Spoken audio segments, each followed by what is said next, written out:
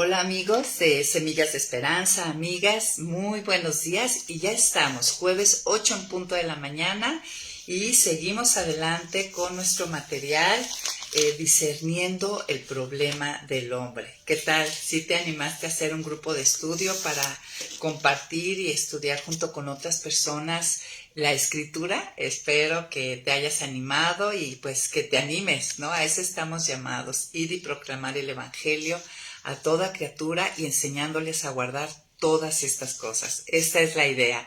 Discípulos formando otros discípulos. Y estamos entrando en la parte, hoy es jueves 6 de marzo, la fecha, me encanta dar la fecha, ya estamos entrando en el tercer mes del año y también estamos empezando hoy la segunda parte de nuestro material, que es la depravación moral y la pecaminosidad del hombre. Aquí vamos a estar 2, 4, 7 lecciones, 7 semanas estaremos en esta sección y el tema con el que arrancamos esta segunda sección del manual es la depravación total y corrupción moral. Es la lección 5 y bueno, me gustaría para empezar que oráramos y pues pusiéramos este tiempo en manos de Dios y que pues su Espíritu Santo sea el que nos enseñe, que tome su palabra y la aplique a nuestro corazón, le dé entendimiento. Señor, damos tantas gracias, Padre, tantas gracias de tener esta libertad, de poder reunirnos incluso virtualmente. Gracias, Señor, porque tenemos libertad y acceso a tu palabra, a la Escritura, a compartirla. Señor, te pedimos que tú extiendas tu misericordia para este país y siempre podamos gozar de esta libertad. Ahora, Señor, queremos poner en tus manos y pedir la asistencia y ayuda de tu Espíritu Santo que mora en todos tus hijos, en todas nosotras, para que sea nuestro Maestro, para que nos enseñe. Señor, pues, abre nuestro entendimiento, nuestros oídos y que haya tierra fértil, Señor, haya tierra fértil para recibir tu palabra y que no sea solamente conocimiento, sino que sea una semilla que da fruto, Señor, que todas estas enseñanzas nos lleven a una mayor dependencia, a un mayor apego a ti, a un mayor reposo, a una mayor esperanza, a una mayor gratitud, Señor, por la obra de rescate y de salvación que tú hiciste a través de tu Hijo Jesucristo. Bendícenos, Padre, en el nombre de Jesús. Amén. Pues muy bien, gracias amigas por estar aquí tan puntualmente conectadas, Edith, Ana Moncada, muchas gracias y a todas las que se están conectando. Y entonces estamos entrando en la lección número 5 y el título es depravación total. Es un término que muy seguramente muchos y muchas de ustedes ya han escuchado y el tema es depravación total y corrupción moral. Y yo quisiera empezar leyendo Romanos capítulo 3, que nos habla de que no hay ninguno justo, ¿no? O sea, nos habla de que no hay un hombre delante de Dios que pueda ser declarado justo por sí mismo. Y vamos a leer del versículo 9 al 12, dice, ¿entonces qué? ¿Somos nosotros mejores que ellos? De ninguna manera, porque ya hemos demostrado, Pablo a través del capítulo 1 y 2 ha demostrado que todos, judíos y no judíos, están bajo el pecado. Como está escrito, no hay ni uno solo que sea justo, no hay quien entienda, no hay quien busque a Dios. Todos se desviaron a una, se han corrompido, no hay quien haga lo bueno, no hay ni siquiera uno.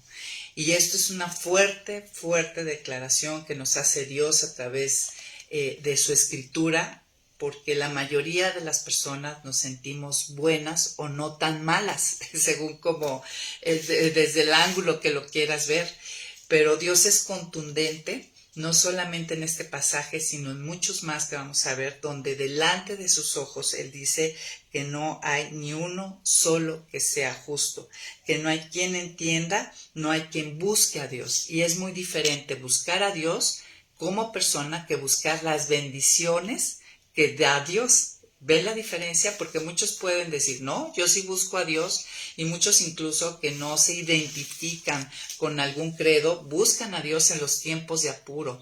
Pero una cosa es buscar a la persona de Dios y otra cosa es buscar las bendiciones, la ayuda, el auxilio de Dios, ¿no? En cierta forma es buscar a Dios, pero aquí se refiere sobre todo que nadie realmente está interesado en buscar a la persona de Dios, y hoy vamos a atender también que estamos incapacitados. Miren, actualmente el humanismo y muchos, incluso dentro de los credos, dentro del tronco cristiano, afirman que el hombre nace bueno.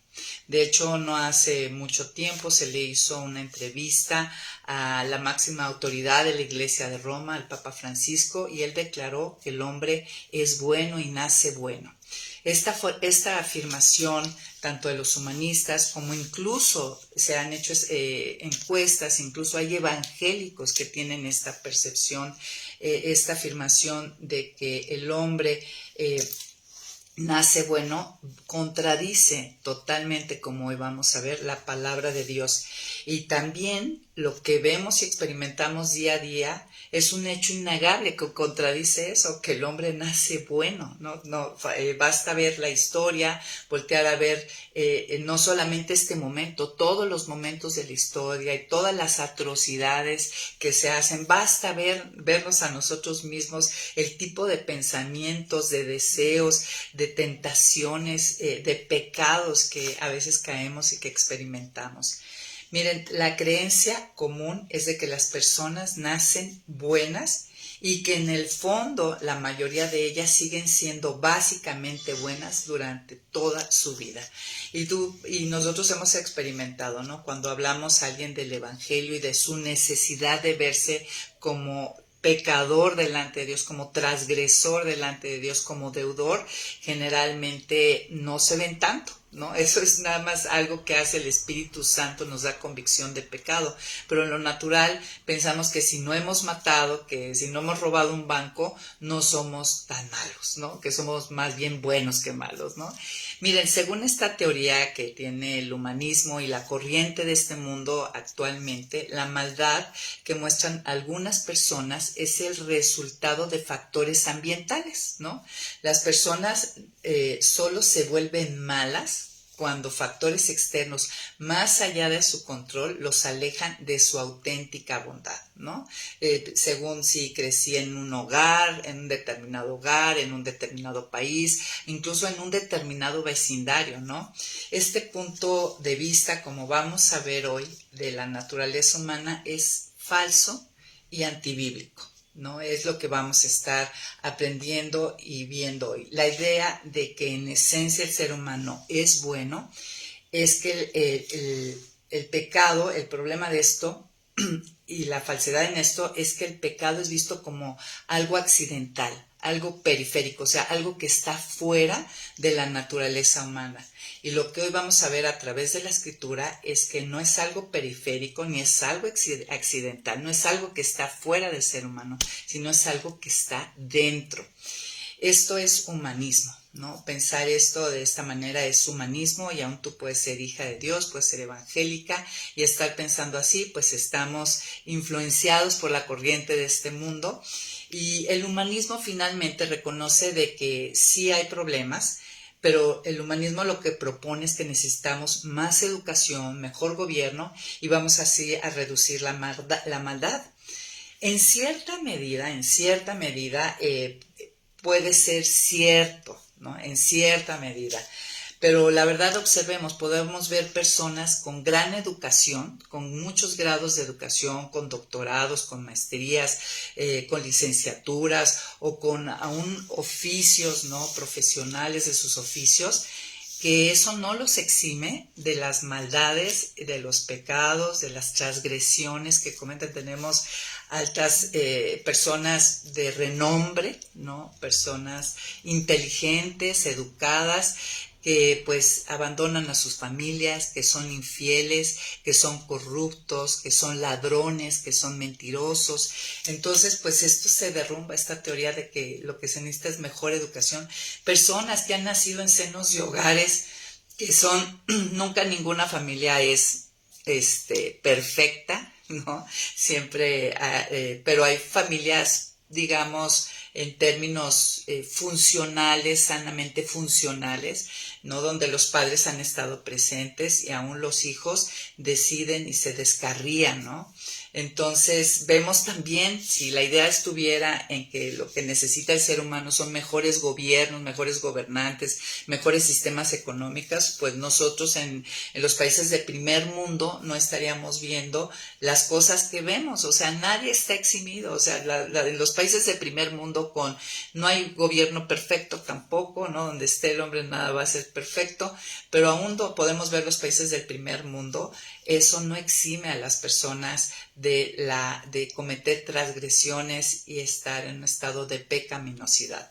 Entonces, pues se derrumba esta idea y esta propuesta que tiene el humanismo. Por otro lado, ¿qué les parece si vamos a la escritura? Y vamos a ver qué dice la escritura de la naturaleza del ser humano y la conexión que tiene con este comportamiento, con esta corrupción moral, ¿no? Miren, si vamos al Salmo 58, no sé si tienes ahí tu Biblia, 58.3, vamos a ver qué dice. Te voy a leer diferentes textos y vamos a ir texto a texto viendo qué nos dice Dios. Dice, los impíos se descarrían desde la matriz. Fíjate, está hablando que aún no han nacido, eres un embrión, eres un feto, se estás formando y dice aquí la palabra de Dios, se desencamina desde la matriz. Se descarrían y mienten desde que nacen. Por otro lado, vamos a Génesis 6, capítulo 6. En el versículo 5 al 8 vamos a ver cuando en los tiempos de Noé, cuando Dios vio la maldad de los hombres. Dice, el Señor vio, y esto, bueno, estaba arrancando la humanidad. Es más, antes de Génesis, simplemente Adán y Eva, siguiente generación, Caín mata a Abel.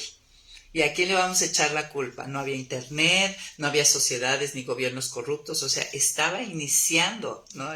Los tiempos, la vida, estaba iniciando la reproducción de los hombres y enseguida Caín mata a su hermano. ¿Por qué? Porque no le gustó la ofrenda. ¿No te gustó, Dios, la ofrenda que te di? Pues mira, ahí te va esta ofrenda. Mato a mi hermano, a ver si esta te gusta. O sea, una rebelión contra Dios y un pecado contra su hermano.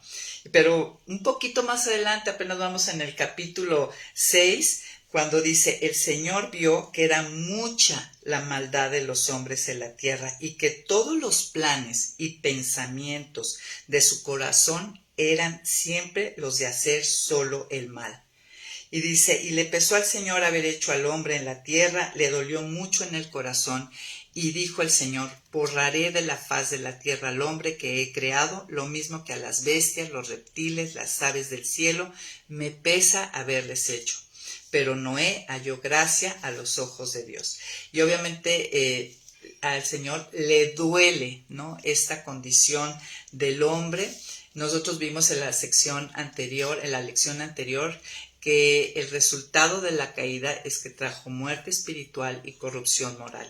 Y desde el principio de la historia del hombre se muestra esto, de tal manera que Dios manda un juicio, que es el diluvio. O sea, nadie mereceríamos vivir, ¿no? Realmente ante nuestra maldad y ante la santidad de Dios, la verdad es que nadie deberíamos vivir. Pero Dios hizo una promesa en Génesis 3:15, que mandaría un descendiente de la mujer que hollaría la cabeza de la serpiente. Entonces, Dios no va a desistir. Nosotros ya vimos algunas preguntas acerca de la caída en otras lecciones y es parte de su plan, ¿no? Y vemos más adelante en mismo Génesis capítulo 8 del 21-22, una vez que ya fue el diluvio, mandó este juicio, viene un pacto, ¿no? Vio un pacto después de que pasó el diluvio, bajo el arca, Noé ofreció un sacrificio y dice en el versículo 21, al percibir el Señor ese grato olor, dijo en su corazón, no volveré a maldecir la tierra por causa del hombre, porque desde su juventud, y aquí en el original se refiere a desde la niñez, desde muy pequeña edad, las intenciones del corazón del hombre son malas y tampoco volveré a destruir a todo ser vivo como lo he hecho. Mientras la tierra permanezca, no faltará la sementera y la siega, ni el frío y el calor, ni el verano y el invierno, ni el día y la noche. A Dios hace aquí un pacto, dice definitivamente, si yo aplicara mi justicia, no da la retribución que merece a sus actos, pues debería de exterminar todo.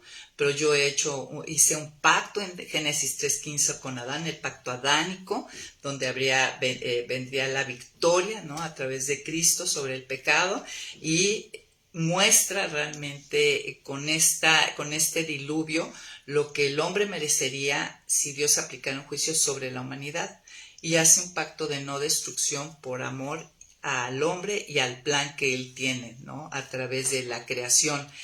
Vamos a Job, ¿no? Vamos a ver qué dice Job en el capítulo 15. Tenemos a Job, donde los amigos le están, la segunda represión de Elifaz, que le dice a Job, y aquí vean lo que declara a través de la inspiración del Espíritu Santo. Dice, ¿qué vale el hombre nacido de mujer para creerse limpio y alegar ser inocente?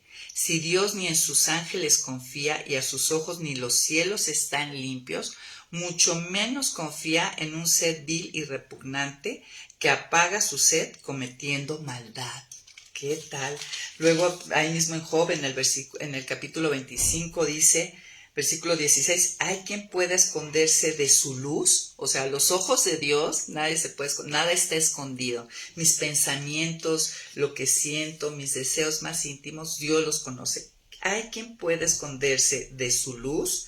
Si no, ¿cómo puede justificarse el hombre ante Dios?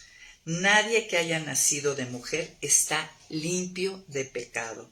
A los ojos de Dios nada está limpio de impureza, ni siquiera la blanca luna ni las brillantes estrellas. Todo hombre, todo ser humano es impuro y miserable como un gusano, refiriéndose a esta condición de corrupción moral, ¿no? Eclesiastés, para terminar, hay muchísimos más pasajes a través de la Escritura que hablan de esta corrupción moral que está entrañablemente dentro del hombre, no es algo periférico, no es algo que está fuera. Eclesiastés 9:3 dice, a ver, estamos aquí, ténganme paciencia, Salmos, Eclesiastés 9:3. Aquí está. Hay un mal en todo lo que se hace bajo el sol, y es que a todos los mortales nos espera lo mismo, y que durante toda nuestra vida tenemos el corazón lleno de maldad e insensatez, y que al final acabamos entre los muertos. ¿Qué dices ante esto que Dios nos muestra y nos revela a través de su palabra acerca de la condición del hombre? ¿Sigues pensando que el hombre nace bueno, que es esencialmente bueno? Pues que las condiciones son las que lo hacen cometer maldades.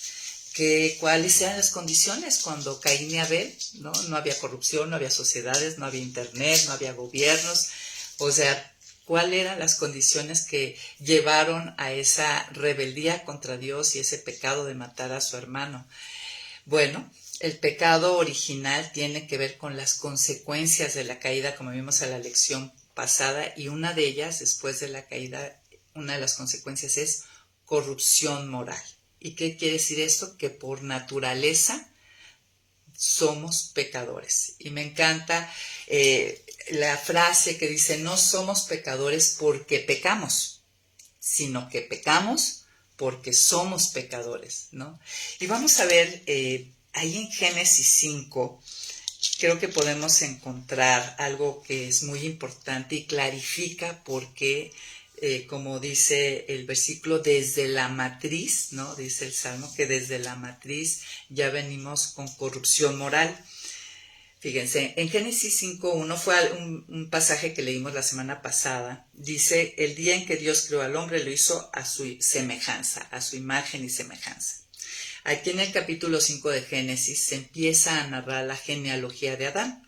En el capítulo 3, en el versículo 3 dice, y Adán vivió 130 años y engendró un hijo a su imagen y semejanza, y le puso por nombre Set. O sea, primero Dios hizo a imagen y semejanza a Adán, viene la caída, vienen las consecuencias de la caída, muerte espiritual, corrupción moral, y ahora lo que engendran Adán y Eva, lo que dan a nacimiento, ya es a imagen y semejanza de ellos, ¿no? En esa condición de muerte espiritual y corrupción moral. Entonces, la caída es tan grave que afecta en su totalidad a la persona, es lo que estamos observando, ¿no? A través de la escritura, a través de las sociedades, de la historia y de nuestra propia vida, porque aún siendo regenerados podemos observar la guerra tan grande que lleva el espíritu y la carne dentro de nosotros, ¿no? Y muchas veces nos encontramos como Pablo, porque lo que quiero no lo hago y lo que no quiero, eso lo hago. Miserable de mí, ¿quién me librará de este cuerpo?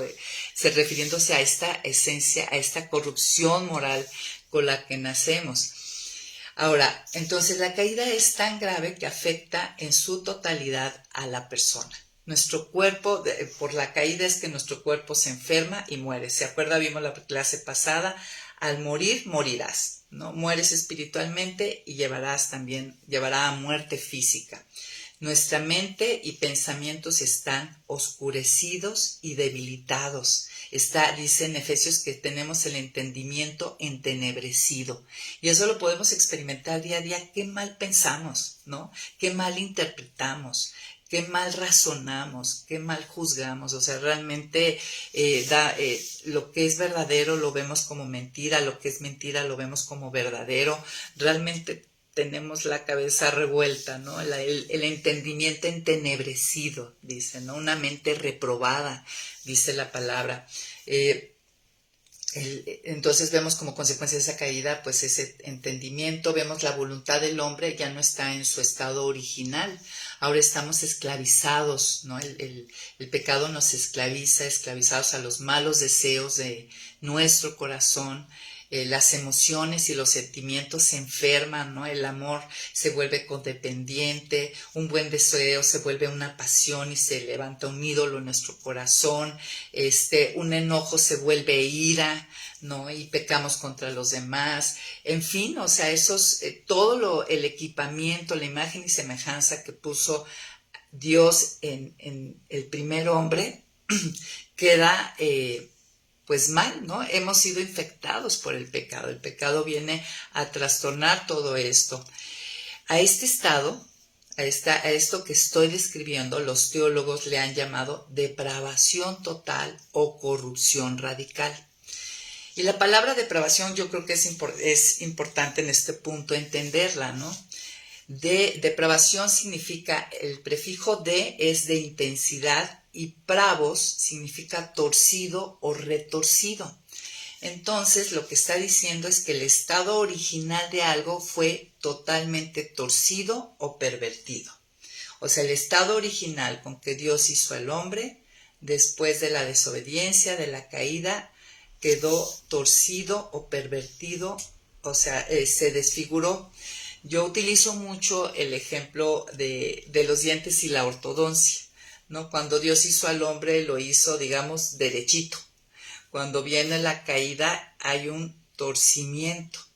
Y lo que hace Cristo cuando viene a nuestra vida, lo recibimos por fe y la regeneración, es que el proceso de santificación empieza un destorcimiento progresivo, poco a poco, ¿no? Empieza a enderezarlo y no se logrará en pleno la restauración de la imagen y semejanza hasta la glorificación.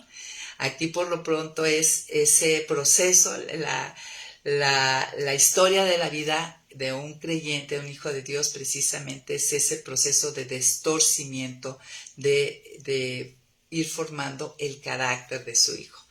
Y pues nosotros hemos entendido que así como en la ortodoncia se requiere, después de que tú terminas un tratamiento de ortodoncia, ponen un fierrito o ponen una guarda porque los dientes tienen memoria y vuelven a torcerse. ¿no? Entonces te ponen esas barras, estos guardas para mantenerlos fijos. Nosotros en Cambios Profundos aprendimos que esas guardas son las disciplinas espirituales, en mantenernos en comunión continua con Dios. Pero siguiendo adelante, esto fue un pequeño paréntesis, pero siguiendo adelante en cuanto a lo que es la depravación total, por ejemplo, Sproul, uno de los teólogos, le nombra como depravación radical o corrupción radical. Y él le nombra así porque dice que es radical, pero le pone radical porque la palabra radical viene de la palabra raíz o núcleo. Y la idea de radical es que impregna la esencia de una cosa o de alguien, ¿no? Penetra en el núcleo del objeto. Y nosotros vemos que la caída se extiende y penetra a la médula. La palabra que se utiliza para núcleo es traducción de coré, que es corazón, ¿no? Ven cómo una cosa lleva a otra. Y nuestro pecado viene de nuestros corazones, ¿no? Exactamente, esta corrupción moral no es algo periférico, no tiene que ver con... Claro que sí, el ambiente, las situaciones estimulan la carne, me queda claro, pero es algo, la Escritura declara que es algo que viene de adentro. Es decir, desde el núcleo o el centro de nuestra existencia. Si nosotros vamos a Mateo 15, 19 y 20, Jesús lo dice sin tapujos, dice, porque del corazón salen los malos deseos, o sea, de este núcleo de Coré, del corazón, salen los malos deseos, los homicidios, los adulterios, las fornicaciones, los robos, los falsos testimonios, las blasfemias, o sea, todo el pecado, toda la corrupción moral sale de adentro, del corazón. Nosotros sabemos que la Escritura se refiere a la mente, a las emociones, a la voluntad. Y ya vimos que después de la caída eso se tuerce. Estas cosas son las que contaminan al hombre.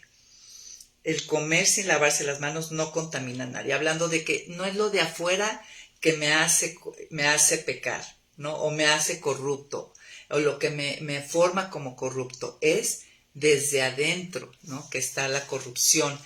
Así que lo que se requiere para que seamos hechos a la imagen de Cristo, pues no es simplemente unos pequeños ajustes o cambios de comportamiento, sino la renovación total desde el interior.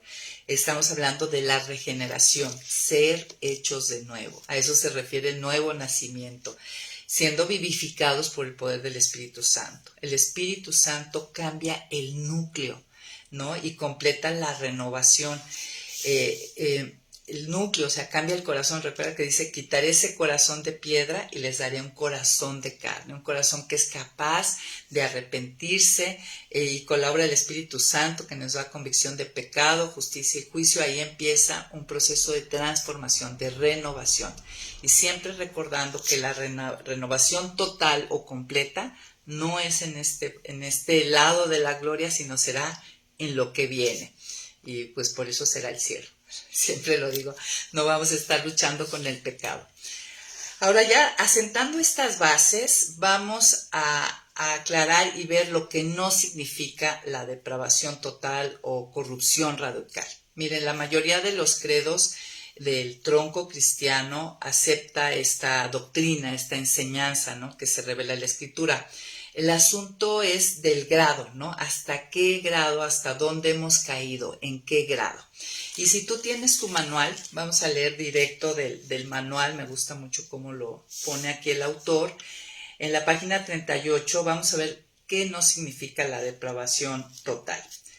No significa que la imagen de Dios en el hombre se perdió completamente en la caída. No se perdió completamente. 2. No significa que el hombre no tiene conocimiento de la persona o voluntad de Dios. De hecho, si vamos a Romanos capítulo 1, si me acompañas a Romanos capítulo 1, versículo 18 dice, la ira de Dios se revela desde el cielo contra toda impiedad y maldad de quienes injustamente retienen la verdad.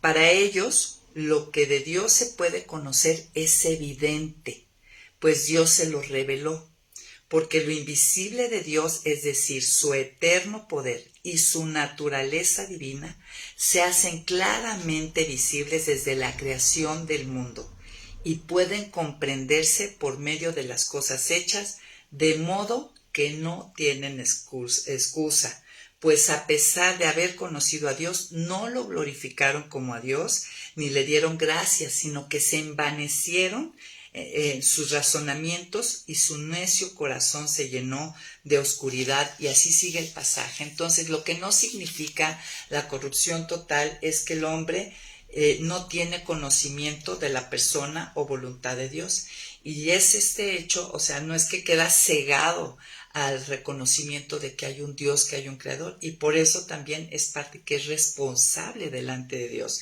Número 3, la depravación total no significa que el hombre no posee una conciencia o que es completamente insensible al bien y al mal.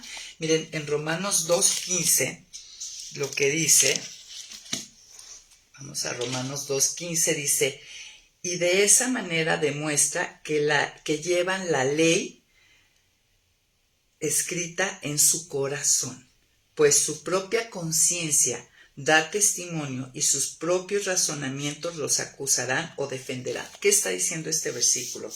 Dios legislador, dijimos dentro de los atributos que Dios es legislador.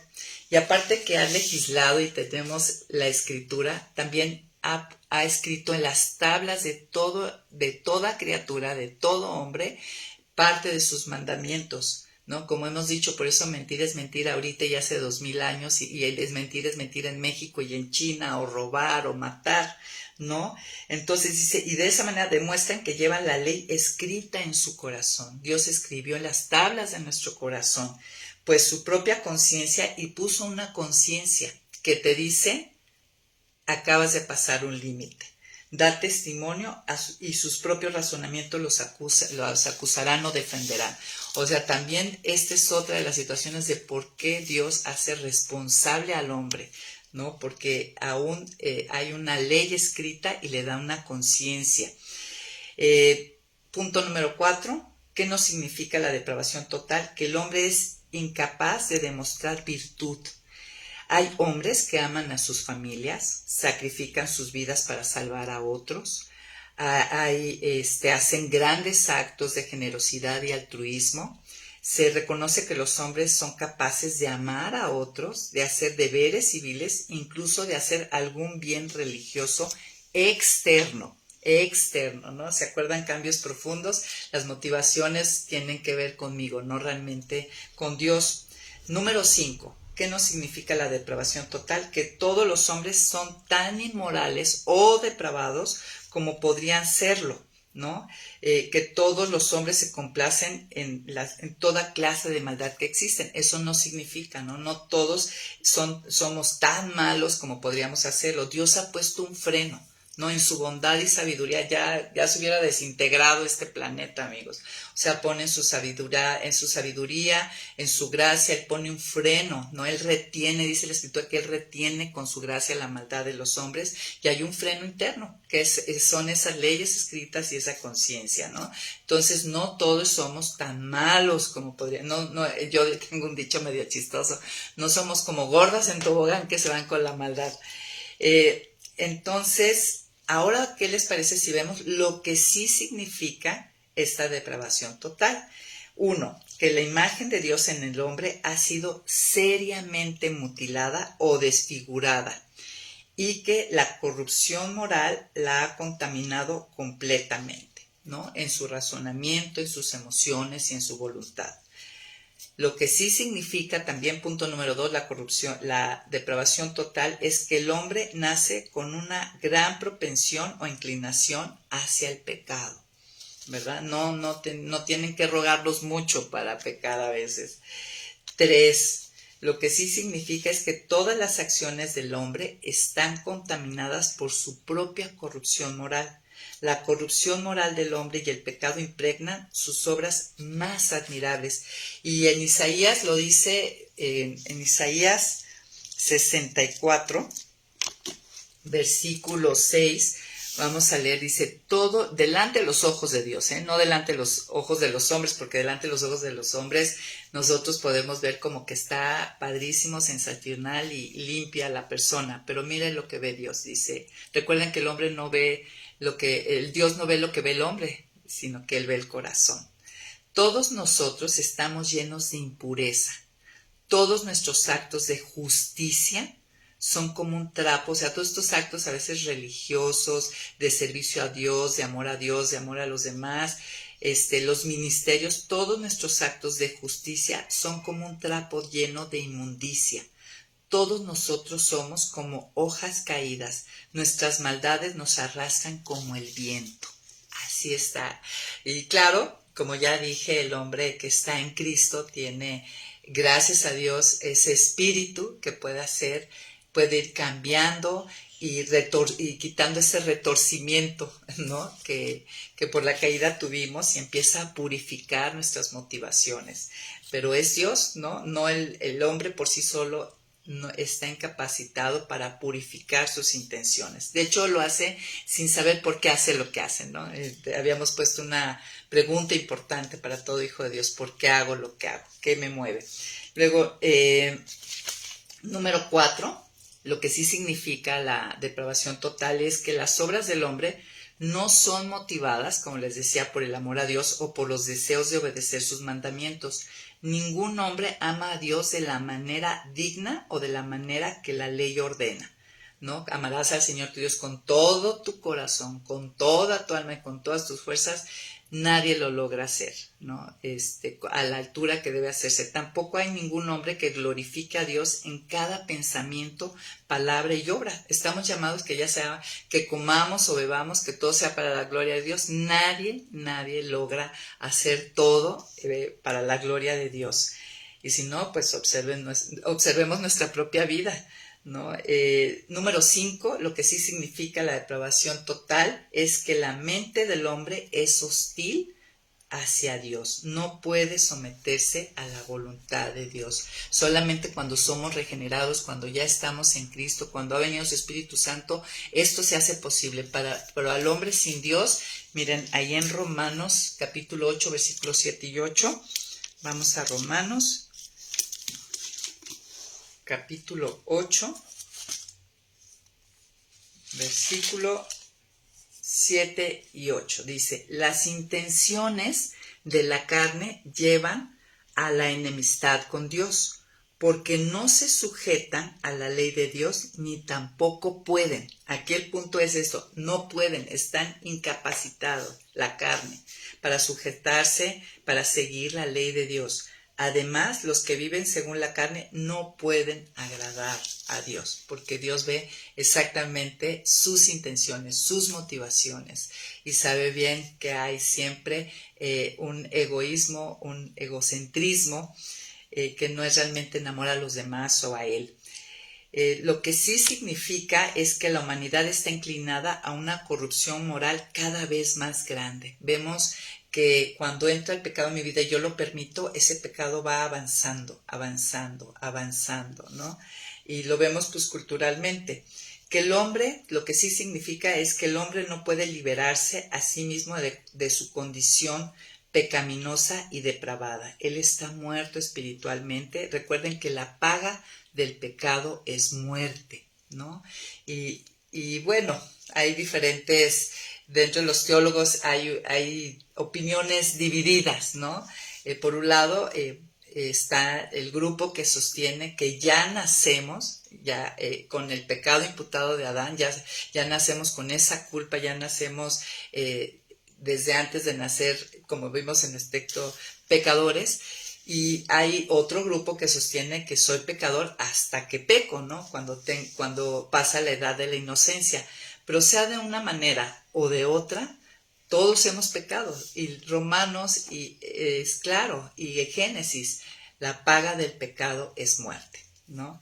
Entonces, el hombre, estábamos viendo lo que sí significa la corrupción radical o depravación total, es que el hombre no puede liberarse a sí mismo de su condición pecaminosa y depravada. Es corrupto moralmente, incapaz de cambiarse a sí mismo. Y lo que dice Jeremías, ¿no? Jeremías 13, me encanta cómo lo dice, ¿acaso pueden los etíopes cambiar de piel? ¿O los leopardos cambiar sus manchas? Pues tampoco ustedes pueden hacer el bien, ya que están habituados a hacer el mal. O sea, yo no puedo transformarme. Necesito esta corrupción moral que tengo, que habita dentro de mí, que no es externa, sino que es interna, solamente puede ser cambiada y transformada a través de la obra de Cristo. Ahora, al ver todos estos pasajes que hemos estado viendo y al entender cuál es el verdadero problema del hombre, porque este estudio se llama discerniendo el problema del hombre. Y este es uno, está apuntalado, ¿no? Este es uno de los grandes problemas que tenemos, la corrupción moral que habita dentro de nosotros. ¿Qué respondes? ¿Cómo responderías? ¿Qué dirías ante esta verdad que se exhibe? Ahora sí que, ¿con qué te quedas? ¿No? Piensa, por ejemplo, en los grupos de discipulado, alguien por ahí contestó pues que debería de llevar a confesarnos para ser limpiados de toda maldad, ¿no? Al entender esto, Primera de Juan 1:9 dice que si confesamos nuestros pecados, Él nos perdona y nos limpia de toda maldad, ¿no? Empieza a quitar, a sanear esa corrupción. Por ahí alguien más decía que agradecimiento, ¿no? Agradecimiento, porque si tú ya estás en Cristo, si tu fe has entendido la obra de Cristo y tu fe, has creído a Dios en cuanto a lo que Cristo hizo en la cruz, tomando tu lugar y saciando la justicia de Dios. Si sí te viste como deudor y ahora has sido salvado, rescatado, pues agradecimiento, ¿no? Qué terrible la condición del hombre sin Dios, ¿no? Sin esperanza. Y ahora, pues, ¿cómo respondemos? Tenemos una gran esperanza, ¿no? Nosotros fuimos rescatados y hay el Espíritu Santo viene a morar en nosotros a hacer esa obra de limpieza transformadora. Por ahí, por otro lado, alguien más decía, no dejar de tener acceso a la gracia de Dios. Miren, en Romanos 5 dice algo grandioso. En Romanos 5, versículo 2, voy a leer desde el 1. Dice, así pues, justificados, declarados justos y sin pecado y sin deuda por la fe, tenemos paz para con Dios por medio de nuestro Señor Jesucristo. Y al ser reconciliados y tenemos paz, ahora por quien tenemos también por la fe acceso a esta gracia, en la cual estamos firmes y nos regocijamos en la esperanza de la gloria. Miren, a veces pensamos en la gracia salvadora, ¿no? Pero no pensamos que tenemos acceso a esta gracia día a día para el diario vivir, ¿no? Entonces, no dejemos de tener acceso, ¿no? A esta gracia que sigue disponible para seguir limpiando, distorciendo y quitando esta corrupción moral, ¿no? Muchos lo hemos experimentado, testificamos de ello, sabemos que nos falta mucho, pero muchas veces nos estancamos en esa ida a madurez porque simplemente dejamos de estar teniendo acceso a esa gracia, dejamos de estar yendo a tomar a ese trono de la gracia a pedir ayuda y oportuno socorro, ¿no? La transformación, la santificación tiene que ver con esto. Otra respuesta ante todo esto que hemos visto, pues misericordia y paciencia para con los demás, con los que nos rodean. A veces, como hijos de Dios, somos muy duros para las demás personas que todavía no han sido rescatadas. Ahorita entendimos cuál es su condición, ¿no? Y muchas veces juzgamos con nuestras palabras o con nuestras caras o con lo que respiramos, los hacemos sentir, no quiere decir que aplaudamos ni estemos de acuerdo con lo que está mal, no hablo de eso, sino que tengamos misericordia y paciencia para con el que no ha vivido el rescate de Cristo, ¿no? Esa es su condición. Que seamos pacientes y amorosos y que demos razón de nuestra esperanza con mansedumbre y que en un momento dado, si Dios nos permite, corrijamos con amor. Y por otro lado, que nuestra alma alabe al Señor, ¿no? El Salmo 103 David dice, bendice alma mía al Señor, bendiga todo mi ser su santo nombre. Ahí en el Salmo 103 dice, el Señor perdona todas mis maldades y sana todas mis dolencias, me rescata de la muerte y me colma de favores y de su misericordia. Y sigue diciendo, ¿no? En lo que me encanta es que dice, el Señor se compadece de los que le honran, con la misma compasión del Padre por sus hijos, pues Él sabe de qué estamos hechos. O sea, Él sabe cuál es nuestra condición de corrupción. Él bien sabe que estamos hechos de polvo, ¿no? Refiriéndose a esta incapacidad natural que tenemos, pero su poder se perfecciona en nuestras debilidades. Y yo te diría, ¿con qué te quedas hoy? ¿Cómo respondes ante esta doctrina, esta enseñanza de la corrupción humana? Y bueno, muchísimas gracias por acompañarnos esta mañana. Gracias Edna, Patti, Clay, gracias por estar aquí. Marcela, ahorita nos vemos en el Zoom, ahí les van a dejar la liga de Facebook. Y siempre he dicho, para la mejor parte, ¿no? Compartir qué nos queda hoy, con qué nos quedamos de esto que Dios nos ha mostrado. Nos vemos próximo jueves 8 en punto de la mañana. Lección número 6. Vamos hacia adelante, amigos.